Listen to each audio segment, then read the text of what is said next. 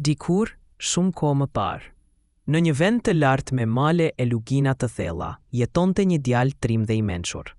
Një ditë, teksa po lëviste nëpër male, ai pa një shqiponjë të madhe që po fluturonte rreth një guri.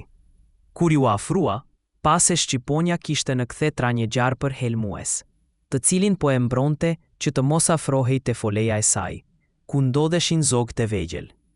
Djali mori harkun dhe, pa hezitim, qëlloi gjarprin, duke e vrarë dhe shpëtuar zogët. Shqiponja e pa këtë gjest dhe në vend që të sulmonte, fluturoi lart me qiell.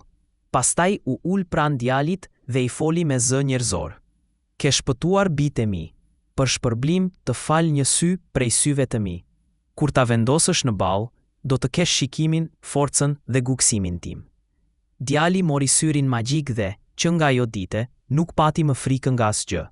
Ai fitoi betejë, mbrojti fshatin dhe u bë mbret i drejtë dhe i urtë. Njerëzit e donin dhe i thërrisnin shqiptar, që do të thotë bir i shqiponjës. Në shenjë mirënjohjeje, ai zgjodhi shqiponjën si simbol të popullit të tij dhe e vendosi në flamur, me 2 koka, për të parë lindjen dhe perëndimin, lindjen e dritës dhe mbarimin e errësirës.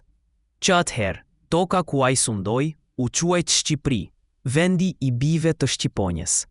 Shqiponja u bë shenjë e lirisë, krenarisë dhe besës, dhe deri sot qëndron në flamurin ton, duke kujtuar trimërinë dhe dashurinë për Adeun. Na bëni subscribe për më shumë histori të vjetra si këto në kanalin ton, Histori të Vjetra.